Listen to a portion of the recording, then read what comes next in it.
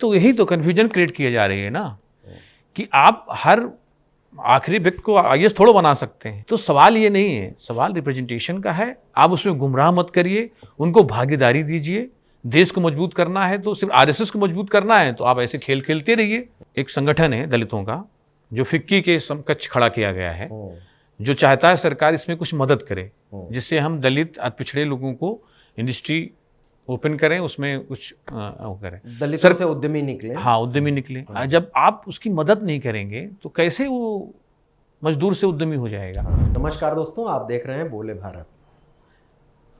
आरक्षण का मुद्दा एक बार फिर देश की सियासत में गर्म हो रहा है।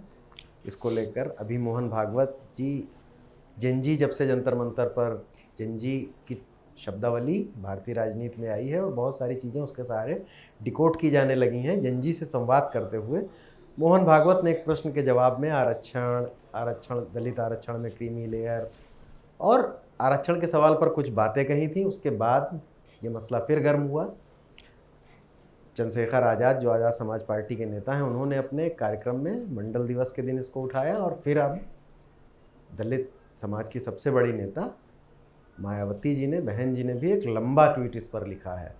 इसी सब बातों को लेकर, इसके सामाजिक राजनीतिक मतलब क्या है पर बात करने के लिए हमारे साथ हैं दलित चिंतक doctor R B Rawat ji. Doctor साहब, आपका स्वागत है। बहुत बहुत धन्यवाद। आपने मेरी भूमिका सुनी, मोहन भागवत के बयान से आप वाकिफ़ हैं और उस पर मायावती जी ने लंबा ट्वीट लिखा है और चंद्रशेखर ने भी लिखा है और बाकी जो दलितों के गैर राजनीतिक सांस्कृतिक संगठन है वो तो कह ही रहे हैं।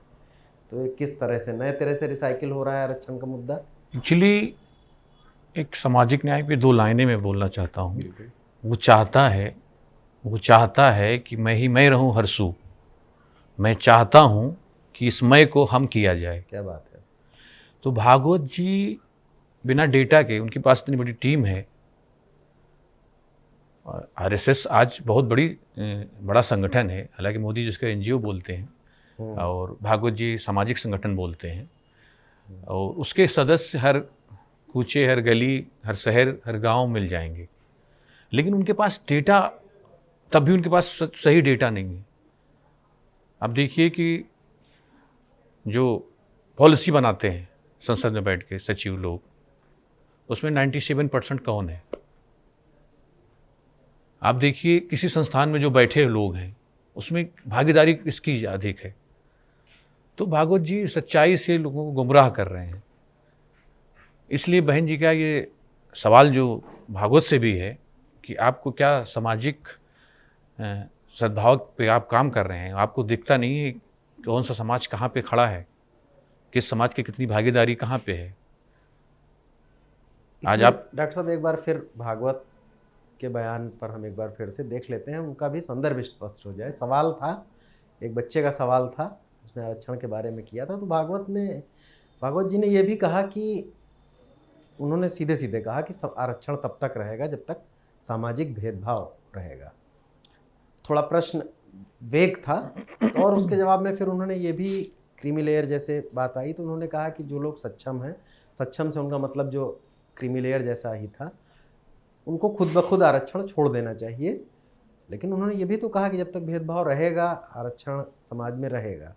तो इसमें मतलब नहीं, तो यही तो बहन जी ने भी यही सवाल को कहा कि आपको पता नहीं है क्या, आप तो सामाजिक संगठन है ना। और वो जो छात्र सवाल कर रहा था वो तो इंग्लिश मीडियम में पढ़ा हुआ छात्र है, हिंदी का कूड़ा करकट भी नहीं पढ़ा था, उसका सवाल ही गलत था। आप अम्बेडकर की बात कर रहे हैं, आप संविधान की बात कर रहे हैं, इन्होंने अम्बेडकर को भी कोट किया था। हाँ, भागवत जी ने कोट किया। लेकिन अब अम्बेडकर जी ने क्या कहा है? यहाँ परसेप्शन चलाया जाता है ना कि आरक्षण 10 साल के लिए, कितने दिन तक उसका फ़ायदा लेंगे, लोग अपलिफ्ट हो गए हैं। तो आप उसकी बाकायदा आप उसका सूची जारी करिए कि दलित के लोग कहाँ कहाँ पहुँच गए हैं, कितनी संख्या में पहुँच गए हैं, उनकी आबादी कितनी है। आप जातीय जनगणना को आप रोके हुए हैं, आप उसको करिए। डेटा, एक बार डेटा दे दीजिए, सबकी मांग है, फिर आप ये बातें करें तो थोड़ा सही लगता है। और फिर आप देखिए कि भेदभाव जो होता है वो सामाजिक रूप से है ना, समाज से। वो जो छात्र ने कोई ऐसी किताब नहीं पढ़ी होगी, उसको समाज से उसने सीखा है कि आरक्षण की वजह से मुझे नुकसान हो रहा है। 1 मिनट आपको टोकूंगा डॉक्टर साहब।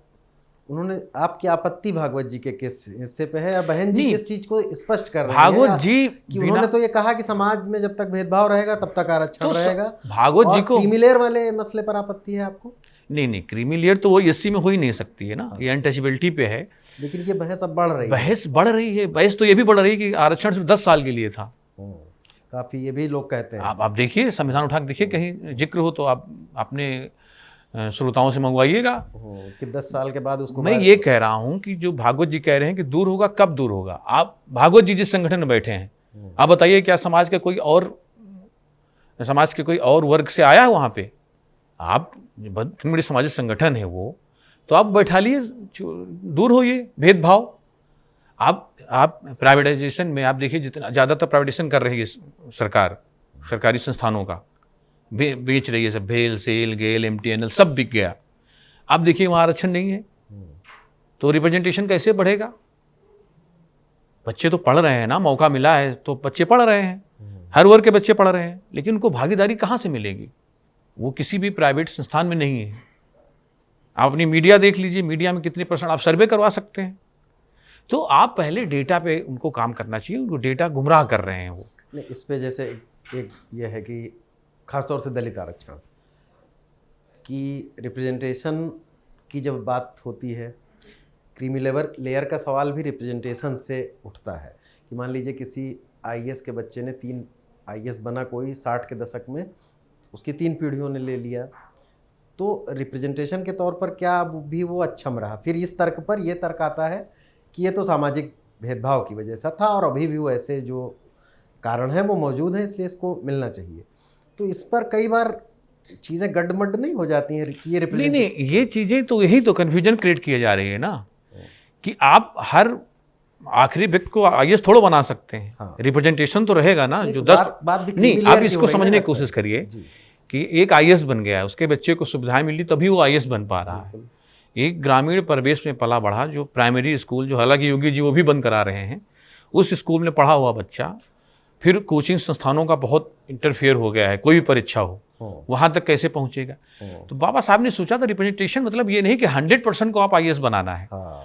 आप उनके लिए कोई और स्कीम लाइए, वो तो समानुपातिक होगा, जैसी नौकरियां होंगी सभी जगह। बिल्कुल, आप उनको और जगह पे दीजिए। आइए, वो रिप्रेजेंटेशन के लिए अगर उनके बच्चे को भी रोक देंगे, जो मिडिल क्लास हुआ है, वही आप सवाल कौन कर रहा है? जो आरक्षण से थोड़ा फायदा लिया है, सवाल तो वही खड़ा करेगा ना, वही लड़ाई लड़ेगा अपनी ना। उसके बाद भी उसके साथ चीटिंग हो रही है ना हर नौकरियों में। देखिए आप कैसे, और आप मेरिट की बात भी इसमें उस दिन उठ रही थी, वो लड़का सवाल कर रहा था कि हम पीछे चले जाते हैं। मेरिट कहाँ से तय करते हो भाई? ईडब्ल्यूएस का आरक्षण लागू हुआ है, उस पर आपने बात नहीं की। वो तो शुद्ध सवर्ण का आरक्षण है। वो आप देखिए, आप उठा लिए उत्तर प्रदेश की जितनी भर्तियां हुई हैं ईडब्ल्यूएस आने के बाद, कोई भी ओबीसी से ऊपर मेरिट नहीं गई ईडब्ल्यूएस की। ओबीसी एससी के बराबर मेरिट, उससे नीचे भी गई है। असिस्टेंट प्रोफेसर में ईडब्ल्यूएस की मेरिट एससी से नीचे गई है। तो वहाँ कहाँ मेरिट गई? वहाँ कहाँ मेरिट गायब हो गया? तो सवाल ये नहीं है, सवाल रिप्रेजेंटेशन का है। आप उसमें गुमराह मत करिए, उनको भागीदारी दीजिए। देश को मजबूत करना है तो सिर्फ आरएसएस को मजबूत करना है तो आप ऐसे खेल खेलते रहिए। और उनके विचार देखिए 2015 से कितनी बार बदले। तो वो मैनेज करने के लिए आते हैं, उनकी छवि निश्चित रूप से लोगों में उजागर हो रही है। और उनको चाहिए कि अगर वो सामाजिक रूप से जो हिंदुत्व भारत की बात करते हैं, वो कहते हैं सबसे ऊपर भारत है, तो भारत ऐसे नहीं बनेगा। समाज का हर वर्ग जब लाभान्वित होगा, मजबूत होगा, तभी भारत मजबूत होगा। चलिए, एक छोटा सा एक जवाब मुझे इस बात का दे दीजिए कि मेरिट, रिजर्वेशन, क्रीमी लेयर, ये सब बहस आरक्षण में काफ़ी पुरानी है। पहले दलित आरक्षण पर होती थी, फिर मंडल कमीशन के बाद हो गई। तो अब क्या नहीं लगता है कि आपको पूरा डिस्कोर्स जो आरक्षण का था शुरुआत में, आज़ादी के बाद, अनुसूचित जाति जनजाति के आरक्षण के बाद, और फिर मंडल कमीशन के समय, तो एक नया उबाल आया, अब वो पूरा बदल गया। ईडब्ल्यूएस का आपने जिक्र ही किया। तो इस डिस्कोर्स के शिफ्ट में क्या दलितों ने भी अपनी कोई पोजीशन थोड़ी सी चेंज की है? जैसे क्रीमी लेयर के प्रश्न पर बहुत लोग ये भी कहते हैं कि क्रीमी लेयर के प्रश्न पर जिन लोगों ने आरक्षण का लाभ उठाया वो इसलिए भी नहीं छोड़ना चाहते क्योंकि वो आसानी से नौकरियों में फिर फिट हो जाते हैं, और जिनको मिलना चाहिए वो नहीं मिलना पाएगी।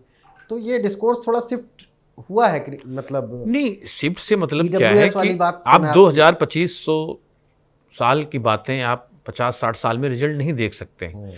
आप देखिए अभी जो दलित राजनीति में गया है उसका बेटा नेता बन रहा है ना, वो तो नौकरियों में नहीं जाएगा ना, नहीं जाएगा, निश्चित रूप से नहीं जाएगा।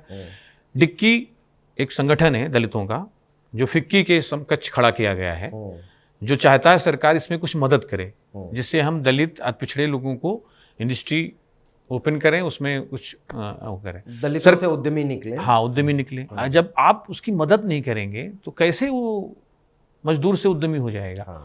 सरकार आप बड़े बड़े उद्योगपतियों की मदद कर रही है ना, कोरोना के बाद बड़े उद्योगपतियों के लोन माफ किया है ना, ईज ऑफ बिजनेस डूइंग में, तो आप दीजिए, उधर भी जाएगा।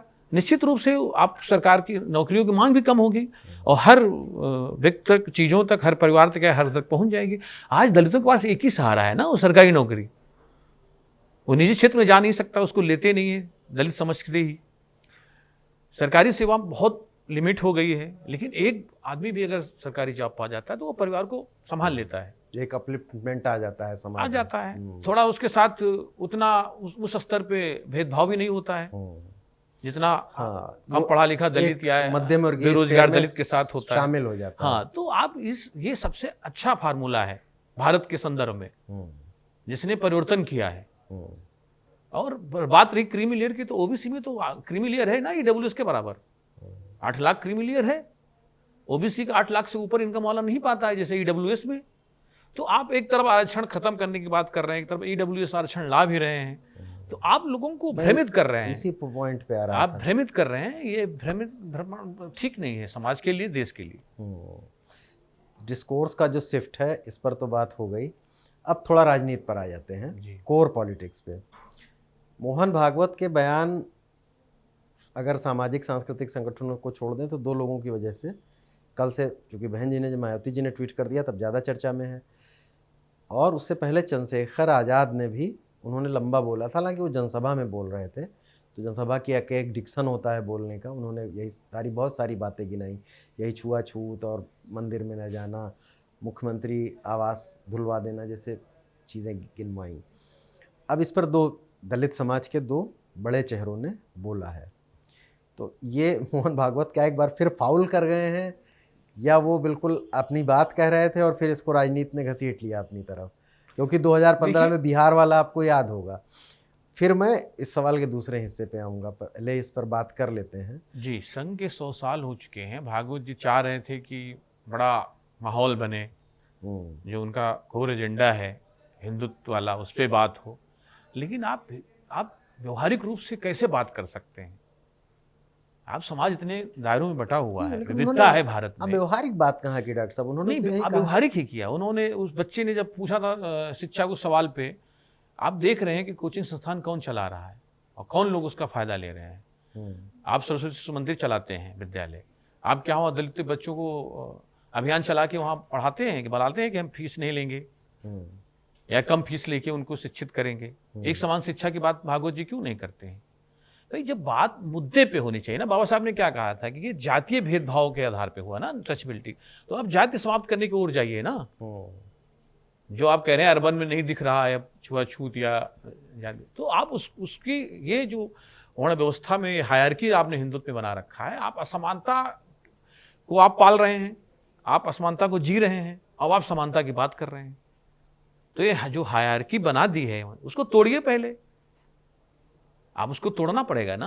आप दलितों को आप ये नहीं कह सकते कि आप यहाँ तक नहीं, यहाँ से वहाँ ऊपर नहीं जा सकते।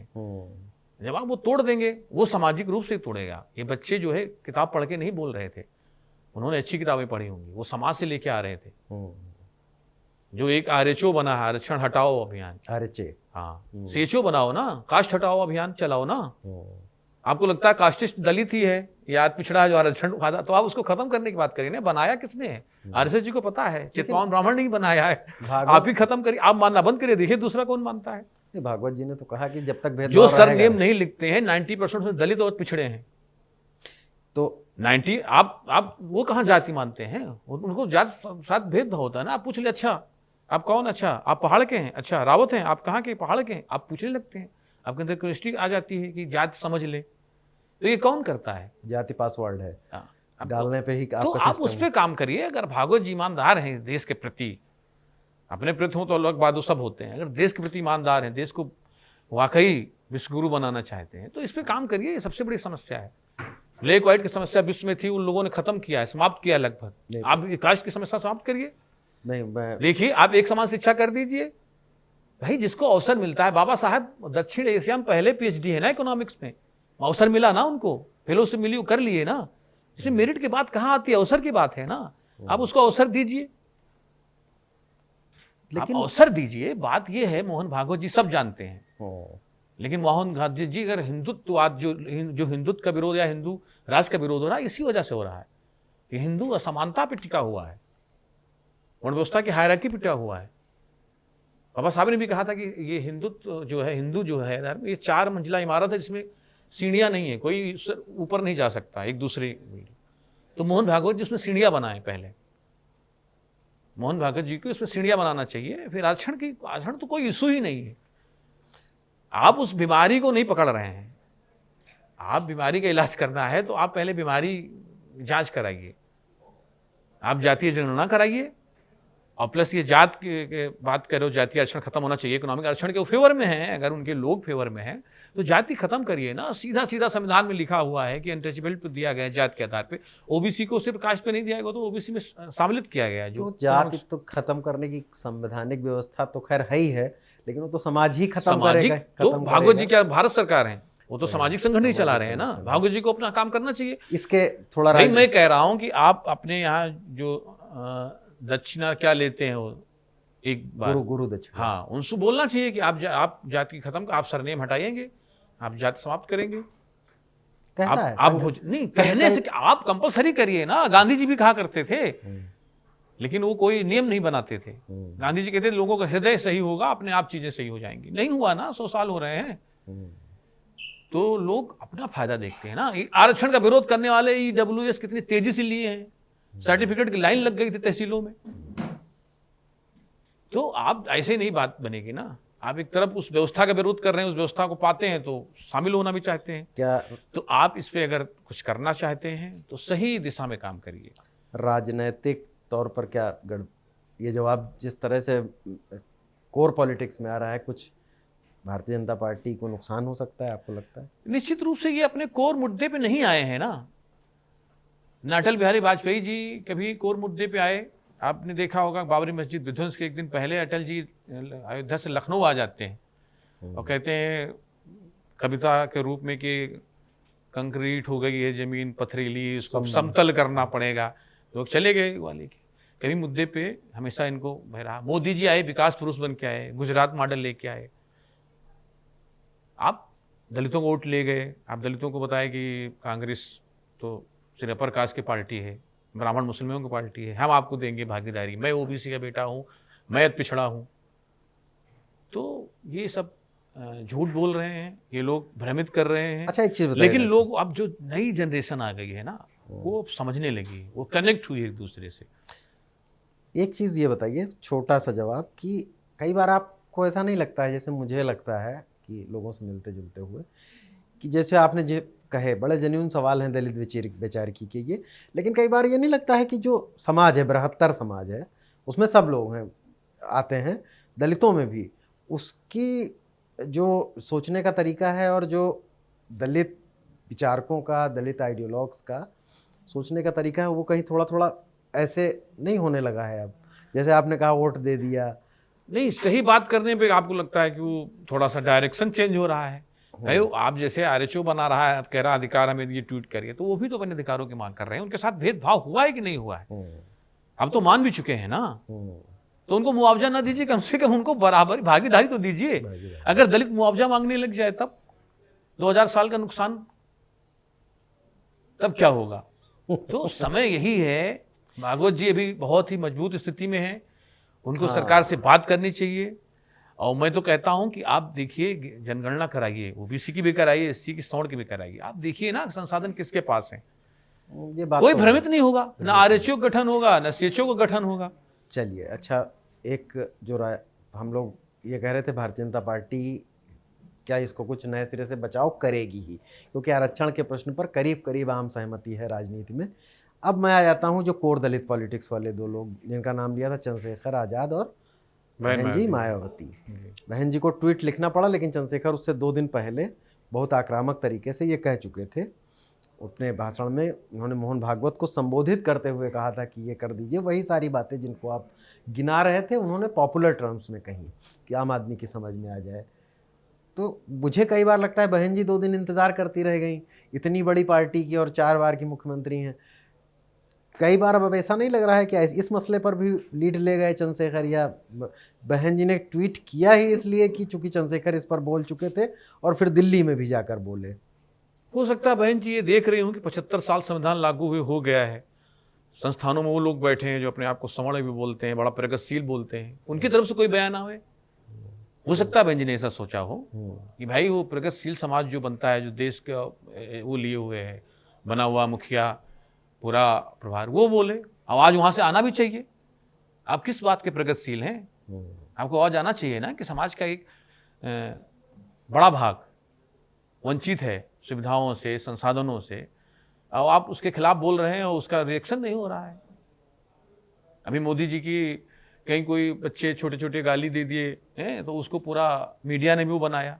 तो इस मुद्दे मीडिया के लोगों को बोलना चाहिए था, जो सामाजिक संगठन चलाते हैं उनको बोलना चाहिए था, जो नागरिक समाज है, जो नागरिक समाज है उसको बोलना चाहिए। हाँ, बोलना चाहिए था, लेकिन ये तथ्य से ज्यादा व्याख्या की भी बात थी। कई बार वो हमेशा व्याख्या गलत करते हैं। 2015 में उन्होंने व्याख्या बिहार में फिर बदल दी, फिर बोला कि मोदी तो बोले कि अंबेडकर भी आ जाए तो आरक्षण नहीं खत्म होगा। उसके बाद जब वो एक चुनाव हारे तो आप बिल्कुल उस बात पे गौर ही नहीं कर रहे हैं कि उन्होंने कहा कि आरक्षण तब तक रहेगा जब तक सामाजिक भेदभाव रहेगा। नहीं तो भेदभाव कब तक रहेगा? हम भी चाहते हैं ना कि भेदभाव खत्म हो ना, आरक्षण नहीं चाहिए ना, भेदभाव खत्म करो आप, जाति खत्म। उसका आरक्षण का क्या मतलब है ना? आरक्षण 2 लाख नौकरियां 4 लाख नौकरियां मिल जाती होंगी। आप दूसरे आरक्षण की बात करिए ना, ये जो पैसे देके होता है, जो भाई भतीजावाद से हो रहा है, जो 90% जो है संस्थान बंद हैं उन दलितों के लिए, जबकि उनको आरक्षण का वो भी ढूंढना पड़ता है। तो आप इन पूरी बात करिए ना।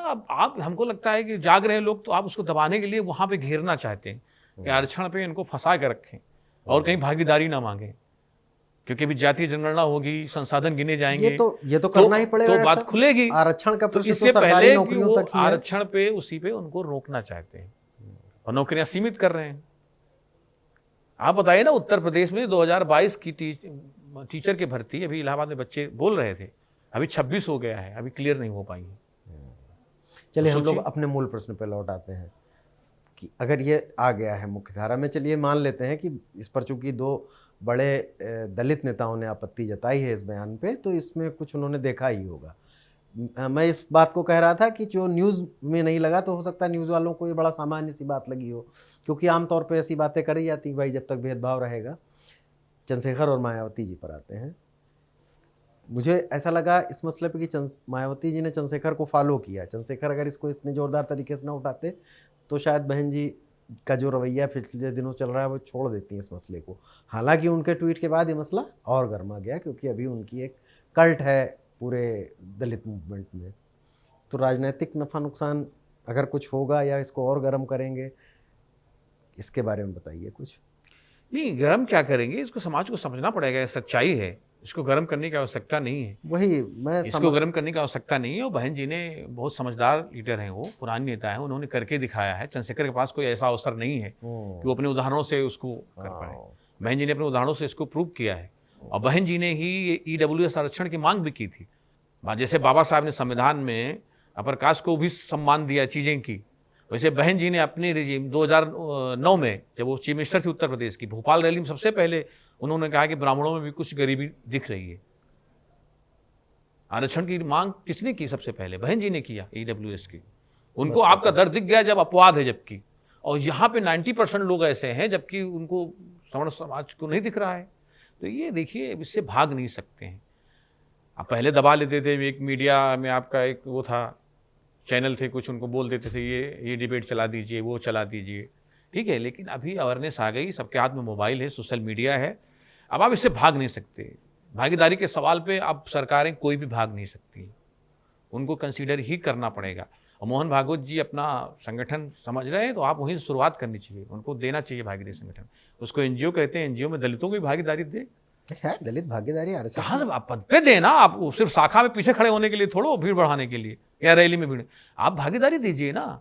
सबसे अच्छा समय है मुखिया बना दें इस समय, उस सबसे अच्छा समय है इस देश को मजबूत करने के लिए। अगर भागवत जी वाकई सामाजिक समरसता चाहते हैं, भागवत जी मुंबई के कार्यक्रम में कह चुके हैं, उससे कहना क्या होता है, प्रयोग करें। 75 से ऊपर हो भी गए, बात हो रही है ना। उनसे पूछा गया था कि संघ प्रमुख उनके क्या दलित हो संगठन में सकता है? 100 साल का संगठन हो गया, दलितों ने बहुत, दलित ओबीसी ही रीढ़ है उसकी संगठन के। अयोध्या आंदोलन में आप देख लीजिए, ओबीसी 90% था। उमा भारती से आप कोई भी नाम ले लीजिए, 10 में 9 ओबीसी के या दलित के लोग रहे होंगे। संगठन नेतृत्व भले सौण कर रहा हो, उसका तो आडवाणी जी कर रहे थे। विश्लेषण भी बहुत लोग करते हैं कि इमरजेंसी आप ओबीसी आप भागीदारी कब देंगे? आप दीजिए ना, आप मुखिया बनाइए, देखिए लोग फॉलो करने लगेंगे। अपने आप ये छुआछूत भेदभाव खत्म हो जाएगा। वो डिसाइड करेगा वहां से हाँ क्या होना है। जिसका दर्द उसको पता है ना, वो डिसाइड करने दो। भागवत जी भी इस पर सहमत हो, थोड़ा बहुत कह रहे थे वो लोग खुद करेंगे जब चाहेंगे, तो आप दीजिए सामाजिक रूप से। उनकी संस्कृत पूंजी नहीं है ना, वो पूंजी कहां से आएगी? अभी देखा ना, वो यादव तक की चुटिया उटिया काटने लगे थे। तो उस आरक्षण पे बात करो ना, वो जातीय आरक्षण जो लोग लिए बैठे हैं दूसरी तरह वाला। चलिए डॉक्टर तो साहब, बात ये है, जब आप बात खोलते हैं ना, इसलिए भागते हैं हल्का से। भागवत जी उस सवाल का सबसे छोटा आंसर था और बड़े बड़े जवाब दिए उन्होंने। उस सवाल पे बहुत धीरे से बोल के निकलने की कोशिश किया, क्योंकि वो जानते हैं कि इस पे हम खड़े नहीं हो पाएंगे, स्टैंड नहीं कर पाएंगे। भाई भेदभाव करने वाले कौन लोग हैं आजादी से पहले? ये भी तो समझ बताइए ना। चलिए डॉक्टर साहब, बहुत अच्छी बातचीत हुई आरक्षण के मसले पर, मोहन भागवत के बयान और इस पर जो प्रतिक्रियाएं रही हैं उस संदर्भ में। तो ये बहुत सारे ऐतिहासिक संशोधनों, इतिहास में पीछे जाके तो संशोधन कर नहीं सकते हैं हम, और ऐसा है कि राजनीति और समाज के थ्रू ही इसका रास्ता निकलेगा। फिर इस पर आगे भी बातचीत करेंगे हम लोग, आरक्षण के प्रश्न पर, और कैसे ये चीज़ें। सबसे जरूरी सवाल है इस समय, हिंदू मुस्लिम सवाल नहीं है। सबसे जरूरी सवाल यही है कि इस पे भेदभाव पे बात की जाए। बिल्कुल बिल्कुल बात की जाएगी डॉक्टर साहब। इस बातचीत के लिए आपका बहुत बहुत धन्यवाद बोले भारत की तरफ से। नमस्कार। तो आपने ये बातचीत सुनी, फिर किसी नए मसले पर हम अगले विषय पर किसी नए मेहमान के साथ आपके सामने आएंगे। तब तक के लिए इजाज़त दीजिए। देखते रहिए बोले भारत, अपनी राय से अवगत कराइए, चैनल को सब्सक्राइब भी कीजिए। नमस्कार, धन्यवाद।